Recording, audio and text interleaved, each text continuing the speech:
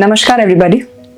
आज की चर्चा का विषय है some crucial challenges which student face during their preparation journey. Preparation करते वक्त क्या क्या ऑब्स्टिकल स्टूडेंट्स को फेस करने पड़ रहे हैं, या हम कह लें ऑल इंडिया रैंक 1 अगर लेकर आनी है तो आपको किन किन ऑब्स्टिकल्स को पार करना पड़ेगा, फिर इवेंचुअली जाके आप AIR 1 अचीव कर पाएंगे। आज का टॉपिक कुछ इसी मुद्दे पर आधारित है। तो स्टूडेंट्स के ऑब्स्टिकल्स या चैलेंजेस को समझने के लिए हमने उनसे 1-to-1 इंटरेक्शन किया ताकि उनके इंडिविजुअल लेवल पर जो उनको चैलेंज फील हो रहा है वो हम आप सभी के समक्ष प्रेजेंट कर सकें। तो आइए देखते हैं उन स्टूडेंट्स की पर्सनल चैलेंजेस क्या क्या हैं। हम जीके में कौन सा टॉपिक कैसे करना है, सबसे ज़्यादा प्रॉब्लम तो इसी के अंदर आती है हम, और पता नहीं चलता कौन सा टॉपिक कवर करना है, किसके नोट्स बनाने हैं, कौन सा न्यूज़ के अंदर पढ़ना है। मेरे को न्यूज़पेपर में बहुत प्रॉब्लम आती है, समझ में नहीं आता कि कौन सा टॉपिक कवर करना है, कौन सा टॉपिक कवर नहीं करना, और वोकैबुलरी में बहुत ज़्यादा प्रॉब्लम आती है। मैम सबसे ज़्यादा प्रेशर मेरे को मॉक देने में होता है, उसमें मेरे कम मार्क्स आए तो मैं पेरेंट्स को क्या बताऊँ, मेरे पेरेंट्स कुछ बोलते हैं, उसका सबसे ज़्यादा प्रेशर रहता है। मैम मुझे कंसिस्टेंसी का प्रॉब्लम रहता है। लाइक एक बार अगर हम एक चीज़ को रिवाइज कर लेते हैं तो दोबारा उसको रिवाइज करने में फिर लगता है कि ये तो हो गया है, नेक्स्ट टॉपिक उठाते हैं, बट उसको रिवाइज कर नहीं किया तो फिर माइंड से स्लिप हो जाता है, तो उसको बार बार करने के उस चीज़ में कंसिस्टेंसी मेंटेन नहीं हो पाती है। मेरे को सोशल मीडिया से काफ़ी ज़्यादा डिस्ट्रैक्शन होता है, जिसकी वजह से पढ़ाई पे ध्यान नहीं लग पाता, और जब मैं लगाना के लिए जाता हूँ पढ़ाई पे तो वापस से फिर मन नहीं लगता, ज़्यादा देर थोड़ी देर पढ़ पाता हूँ, वापस से सोशल मीडिया की तरफ अट्रैक्ट हो जाता हूँ, जिसकी तरह से कंसंट्रेशन नहीं बैठ पाता पढ़ाई में। मैम डिप्रेशन बहुत फील होता है कि मॉक्स में जो फ्रेंड्स हैं उनके ज़्यादा मार्क्स आते हैं, फिर फैमिली कंपेयर करती है कि देख तेरे इस फ्रेंड के इतने ज़्यादा मार्क्स हैं, तो फिर फैमिली प्रेशर रहता है और मॉक्स में इसलिए नेगेटिव अटेम्प्ट हो जाते हैं। फेस अ प्रॉब्लम है कि हमारे दिमाग में नेगेटिव थॉट्स आते हैं कि अगर हमारा सिलेक्शन नहीं हुआ तो क्या होगा, इसकी वजह से नेगेटिविटी होती है और हम पढ़ाई पर फोकस नहीं कर पाते। मेरी ये प्रॉब्लम है कि मेरा टाइम मैनेजमेंट नहीं हो पाता। लाइक अभी मैं 12th में हूँ, मेरी कॉमर्स है, तो उसमें ज़्यादातर टाइम चले जाता है और मैं क्लैट को बहुत कम टाइम दे पाता, तो बहुत बड़ी प्रॉब्लम है।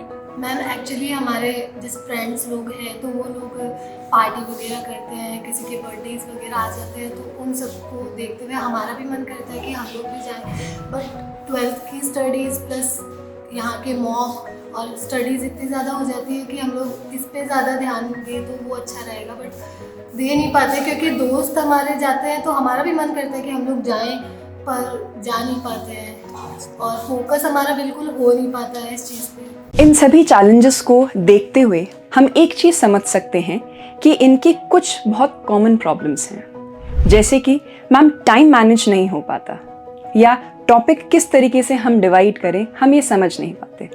तो उसके लिए एक सबसे सरल या सबसे इजी तरीका ये है कि आप अपना थोड़ा पर्सनल लाइफ मैनेज करें। अगर आप लोग बहुत देर से उठने की आदत में हैं, दैट यू शुड इम्प्रूव। आप थोड़ा जल्दी उठिए ताकि आपका, अगर आप सपोज कीजिए 5 बजे भी उठ जाते हैं तो 5 to 7 आपकी बहुत इफेक्टिवली बढ़िया तरीके से पढ़ाई हो सकती है, जिसमें आप कुछ न्यूमेरिकल, कुछ क्यूटी का सॉल्व करने का आप पार्ट ले सकते हैं, ताकि सुबह सुबह अगर आपको नींद भी आए तो न्यूमेरिकल सॉल्विंग में आपकी वो चीज़ ख़त्म हो सके। तो 5 to 7 आप कुछ ऐसा टॉपिक ले सकते हैं जिसमें आपको ज़्यादा बोर्डम भी फील नहीं हो और आप इफ़ेक्टिवली उस 5 to 7 के 2 घंटे को बहुत बढ़िया तरीके से यूज़ कर सकें।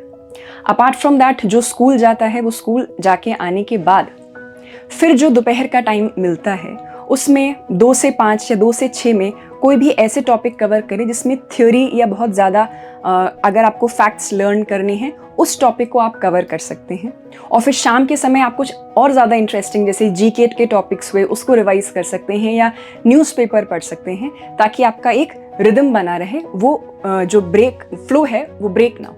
इसी तरीके से बहुत सी जगह बहुत से स्टूडेंट्स को प्रॉब्लम फेस होती है।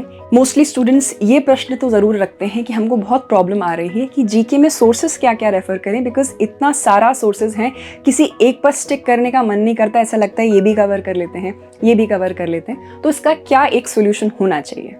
तो हम लोग हमेशा से ये बोलते हैं कि 50 सोर्सेस को कवर करने से अच्छा किसी एक सोर्स को आप 50 बार कर लीजिए तो आपको बेहतर और इफ़ेक्टिव पढ़ाई हो सकती है। फर्स्ट के तौर पर अगर हम देखें तो कुछ सोर्सेज जो हम लोग आपको सजेस्ट करते हैं, वो पहला तो है CLAT express. CLAT express already आपको नोट्स फॉर्म में ही गिवन होता है, वन लाइनर एक्सप्लेनेशन होता है जो आप बहुत ईजिली कवर कर सकते हैं। एक्सप्लेनेशन बहुत ईजी होता है, उसके बाद के क्वेश्चन आंसर्स बहुत ईजी फॉर्मेट में होते हैं, आप बहुत अच्छे से उसको लर्न और रिवाइज कर सकते हैं।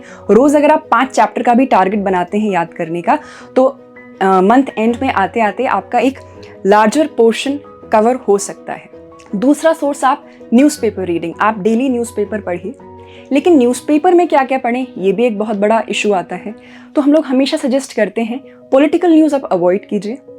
इंडिया के कॉन्टेक्स्ट में अगर कोई न्यूज़ है, अगर कोई रैंकिंग की न्यूज़ है कि इंडिया का ये रैंक आया है, दैट इज़ इम्पॉर्टेंट, ठीक है। अपार्ट फ्रॉम दैट, अगर कोई नया इन्वेंशन हुआ है इंडिया की तरफ से, बेशक वो कुछ इंफ्रास्ट्रक्चर प्रोजेक्ट हो, कुछ मेडिकल ग्राउंड्स पर हो, कुछ साइंस टेक से रिलेटेड हो, या कुछ भी इस तरीके से इंडियन कॉन्टेक्स्ट में अगर कोई न्यूज़ आ रही है, दैट इज़ इम्पॉर्टेंट।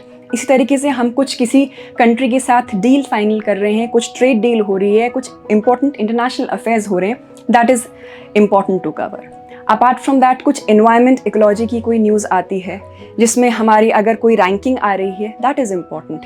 कौन सी ऑर्गेनाइजेशन उस रिपोर्ट को पब्लिश कर रही है, थोड़े सा नोट्स आप उस पर भी बना सकते हैं। अपार्ट फ्रॉम दैट, स्पोर्ट्स की अगर हम न्यूज़ बात करें तो स्पोर्ट्स तो आपका क्लैट एक्सप्रेस में वन लाइनर में at the end of the CLAT express majority के साथ कवर हो जाता है, सो उस पर इतना ध्यान देने की ज़रूरत नहीं है। तो इस तरीके से आप अपना द हिंदू या इंडियन एक्सप्रेस, जो भी आपको कंफर्टेबल लगता हो, आप वो कवर कर सकते हैं। इसके अलावा इशू आता है कि मैम बहुत लंबे समय तक सिटिंग नहीं हो पाती है, तो आप अपनी सिटिंग को 2-2 आवर्स में ब्रेक कीजिए।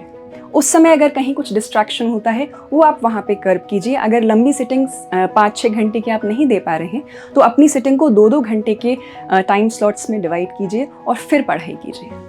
तो ये तो आपके कुछ हो गए एकेडमिक चैलेंजेस जो आप यूजुअली फेस करते हैं। इसके अलावा हमने कुछ पर्सनल चैलेंजेस भी देखे कि मैम हमारे दोस्त पार्टी कर रहे हैं, कुछ दोस्त बाहर घूमने जा रहे हैं, हमारा भी बहुत मन कर रहा है। ये प्रॉब्लम मोस्टली हम आपके जो एज के स्टूडेंट्स होते हैं उनमें हम यूजुअली देखते हैं। तो हिंदी की एक बहुत प्रचलित कहावत है कि सज्जन से सज्जन मिले होवे 2-2 बात, और दुर्जन से दुर्जन मिले होवे मुक्का लात। इसका क्या मतलब हुआ, अगर कोई 2 वाइज फ्रेंड्स मिल रहे हैं तो वो प्रोडक्टिव ही बात करेंगे या वो ग्रोथ के लिए बात करेंगे, और जो आपकी ग्रोथ को हैम्पर करना चाहेगा वो ही आपको आपके टारगेट से डिस्ट्रैक्ट करेगा, ठीक है। तो you should always discard the lower test to rise to the higher one. आप ये चीज़ डिसाइड कीजिए कि आपकी ग्रोथ में कौन सी फ्रेंडशिप आपको सपोर्ट कर रही है और कौन से फ्रेंड्स आपको खींच रहे हैं, पीछे कर रहे हैं। उससे आपको बेहतर समझ में आएगा कि आपके लिए क्या इंपॉर्टेंट है। और अगर आपको लगता है कि आपके फ्रेंड सर्कल में लोग बहुत ज़्यादा पार्टी कर रहे हैं या घूमने फिरने जा रहे हैं, तो जब तक आपका टारगेट अचीव ना हो जाए, कोशिश कीजिए आप थोड़ा सा उनसे दूरी बना के रखें, ठीक है। दूसरी प्रॉब्लम आती है मैम परफॉर्मेंस प्रेशर बहुत ज़्यादा है। अगर मार्क्स अच्छे नहीं आए तो, या मैम पेरेंट्स से बहुत हमको डर लगता है कि अगर मॉक्स में मार्क्स अच्छे नहीं आए तो पेरेंट्स को कैसे फेस करेंगे, ठीक है। बहुत नेगेटिव थिंकिंग हमको घेरे रखती है कि मॉक्स में अच्छे मार्क्स नहीं आ रहे, परफॉर्मेंस प्रेशर है, आसपास के दोस्तों के बहुत अच्छे मार्क्स आ रहे हैं पर उतने मार्क्स हमारे नहीं आ पा रहे, एक कंपैरिजन वाला पॉइंट भी क्रिएट हो रहा है।